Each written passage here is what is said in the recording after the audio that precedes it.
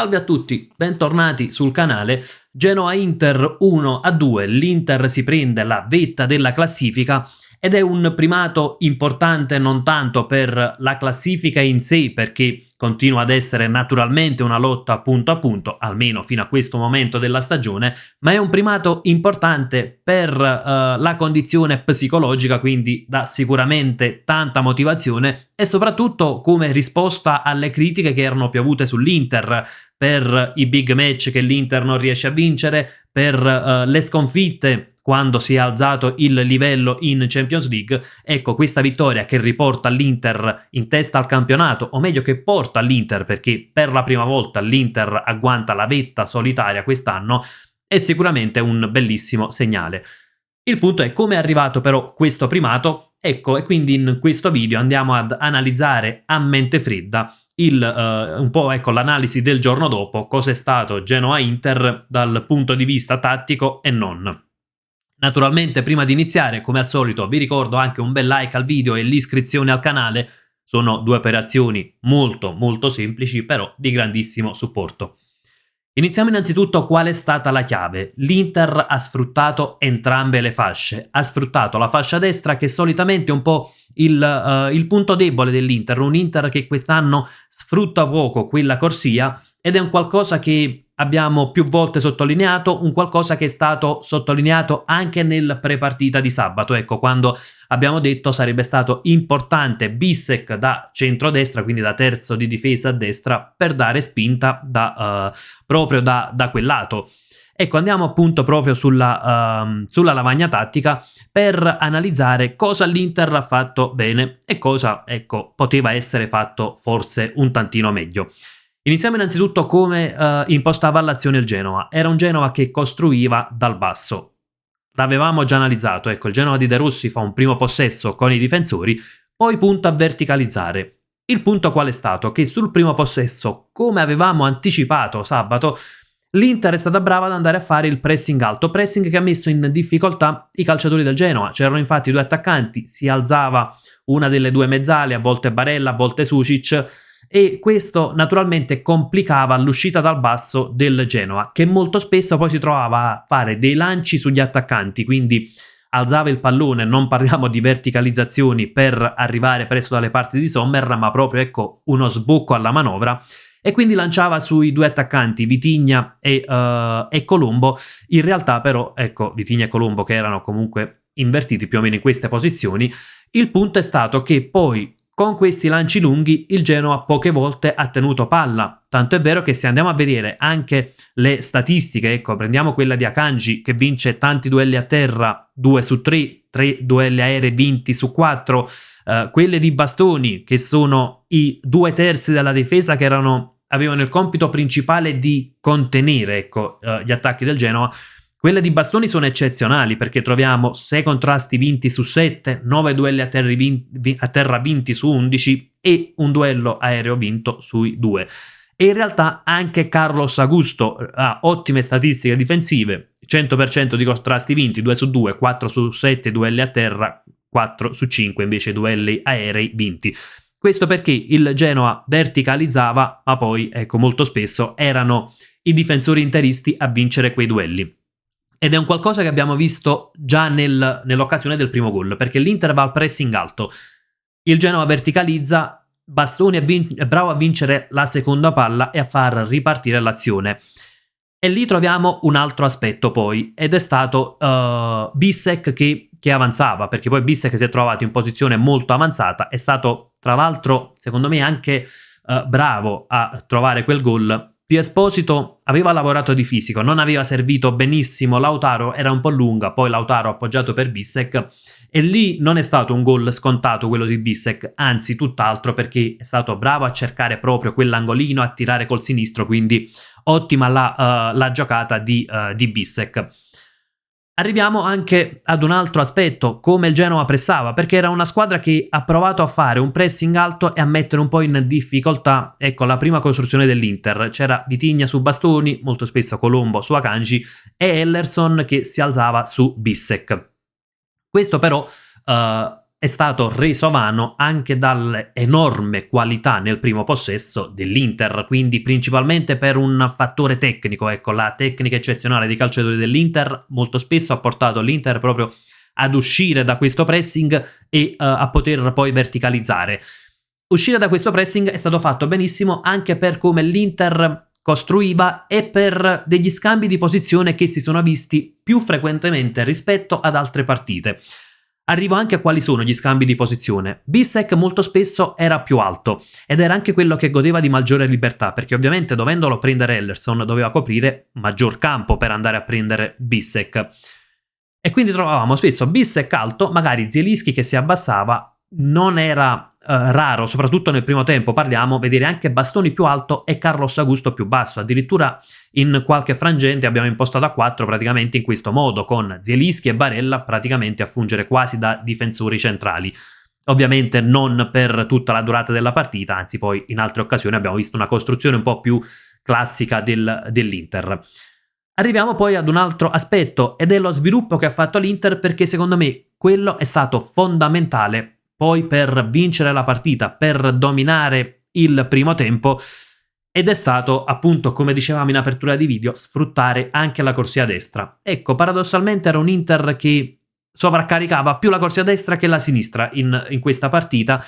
A destra come attaccava? Con Bissek sempre pronto a sovrapporsi e molto spesso più avanzato rispetto a Luis Enrique. Quando l'azione si sviluppava a destra c'era Barella che andava in supporto, appunto creando proprio in queste zone di campo, ecco, sovraccaricando quella zona di campo. Sulla sinistra invece, ecco, se l'azione si sviluppava a destra magari c'era Sučić che andava tra le linee e Sučić faceva ecco un doppio lavoro, bravo ad andare tra le linee, quindi magari con Piasposi un po' più avanzato e lui a giocare in questa zona di campo, oppure andare a rafforzare la fascia sinistra.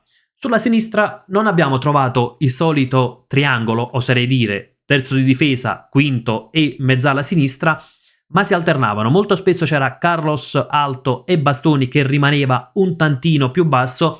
In altre situazioni abbiamo visto Bastoni che avanzava, ma era Carlos Augusto naturalmente, che rimaneva un tantino più basso, quindi con la corsia sinistra che veniva principalmente battuta da 2 calciatori e non 3 come al solito. Questo perché ovviamente da questo lato con Norton Caffey il Genoa era decisamente molto pericoloso. Nell'azione del secondo gol abbiamo visto proprio ecco, l'Inter che ha sovraccaricato la corsia destra e poi c'è stato il cambio di gioco di Barella a cercare Carlos Augusto dall'altro lato. Poi naturalmente è benissimo bravo Lautaro ecco, a difendere il pallone, scambio con Sučić e un gol poi da vero cecchino, ecco, ha mostrato tutto l'instinct killer, oserei dire, Lautaro Martinez in quella situazione. Ecco, Lautaro che per me è stato il migliore in campo, ha fatto un lavoro importantissimo nell'andare incontro all'azione, nel fare il lavoro di raccordo, ma poi essere bravo anche ad attaccare l'area di rigore, così come Esposito che a volte è stato un po' impreciso, però è stato un riferimento offensivo importante. Ecco, bravo Chivu in quella scelta e molto spesso ha fatto anche un po', diciamo così, a sportellate con i difensori del Genoa che avevano sempre grandi problemi per contenerlo. Andiamo infatti a vedere proprio ecco, l'azione che porta al primo gol e prendiamo ecco, il fermo immagine. Qui guardate quanti giocatori sulla destra, si parte da una rimessa laterale sulla corsia di destra e infatti poi ecco vediamo il cambio di gioco di Barella che troverà Carlos con un buon spazio libero poi per attaccare. Ecco, questo è un aspetto che noi abbiamo spesso valutato, un Inter che sovraccaricava la corsia sinistra ma poi non riusciva a fare i cambi di gioco sfruttando la parte opposta del campo e invece questa cosa è stata fatta benissimo. Inter che praticamente poi nel secondo tempo è stata in controllo della partita praticamente fino al 68esimo, quando ha concesso l'unica vera occasione al Genoa e lì purtroppo però c'è stato ecco l'errore di Akanji e secondo me forse anche Sommer poteva fare qualcosina meglio. Ecco, l'azione parte in questo modo, c'è la verticalizzazione del Genoa, verticalizzazioni che spesso non hanno portato praticamente pericoli, però in questo caso sono stati determinanti. Ecco, qui c'è Ekuban e Vitinha, Akanji va verso Ekuban, però cosa fa? Anziché andare a proteggere la profondità, quindi lasciando l'avversario, va direttamente sull'uomo. Ekuban è bravo a mettere il corpo, Akanji è naturalmente condizionato dall'ammonizione già ricevuta e quindi deve evitare il fallo. Poi c'è Vitinha che si inserisce. Insomma, qui Akanji Bastoni potevano far meglio, però c'è un altro aspetto. Sommer non è il principale colpevole, assolutamente, però se avesse la tendenza a stare leggermente più fuori dai pali, forse qui poteva far meglio.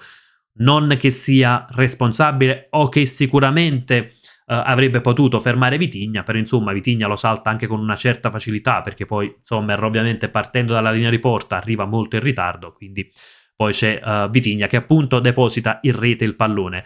E qui arriviamo anche ad un altro aspetto, un Inter che poi nel finale è stata brava anche a gestire, correndo pochissimi pericoli se non su un colpo di testa che poi si è rivelato innocuo al 91esimo, e questo può essere un salto di qualità dell'Inter, quello di saper gestire anche i momenti di sofferenza. È capitato a Torino contro la Juventus, sul 3-2 l'Inter non si difende praticamente, non va per magari contenere, perdere tempo, giocare anche un po' d'astuzia, l'Inter non fa questo lavoro e alla fine subisce la rimonta. Ieri invece, bene questa gestione, anche qualche perdita di tempo, un possesso palla prolungato, orizzontale, tenere il pallone alto. E tra l'altro io condivido pienamente anche i cambi di Chivu. L'Inter chiuderà praticamente con un 5-4-1, con Akanji che poi va un po' più a fare il ruolo da centrocampista, ma naturalmente per dare più fisicità al centrocampo. Però bene così, anche questa scelta, perché anche questa è una scelta importante, c'è da difendere.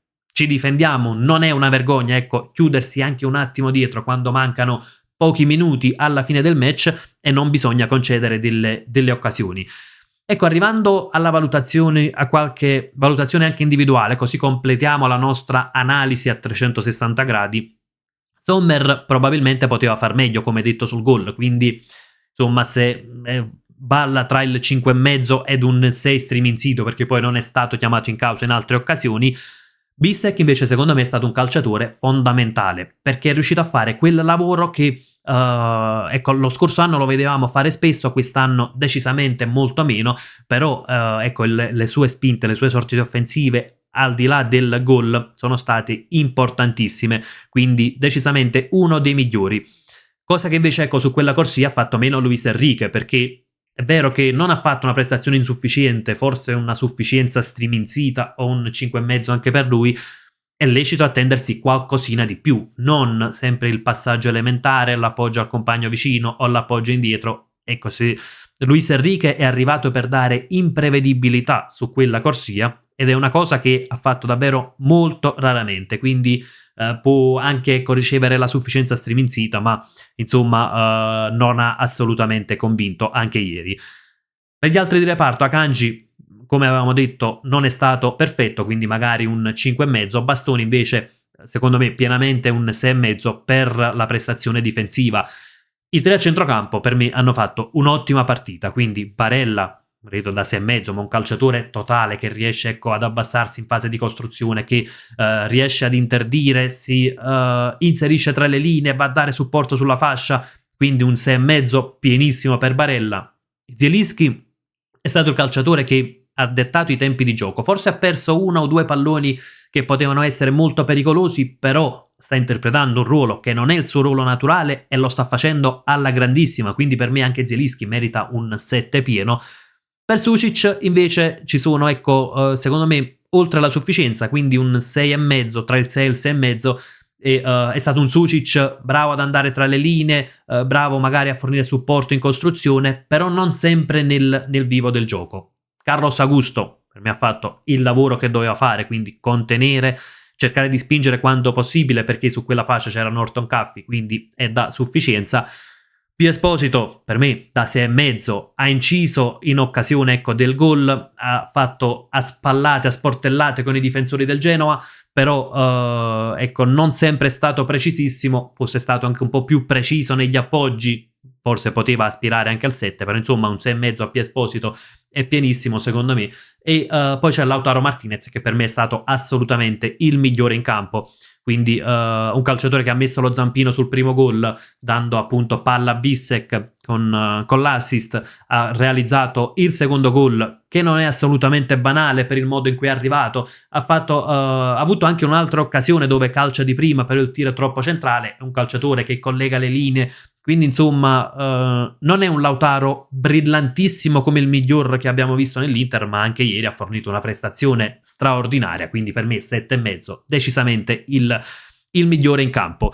Ecco ragazzi, abbiamo concluso anche con le pagelle, cosa che facciamo molto raramente, che però ecco dopo una partita del genere, dopo il primato, diciamo ci stavano benissimo per analizzare a fondo il match di ieri. Aspetto anche le vostre considerazioni, sia sui singoli sia sull'Inter in generale. Come avete visto, insomma, una squadra che per 70 minuti è stata in completo controllo della partita, poi un pizzico di sofferenza finale, ma insomma raggiungiamo il primo posto, quindi discutiamone nella sezione commenti e come sempre io vi saluto con un gran bel Forza Inter.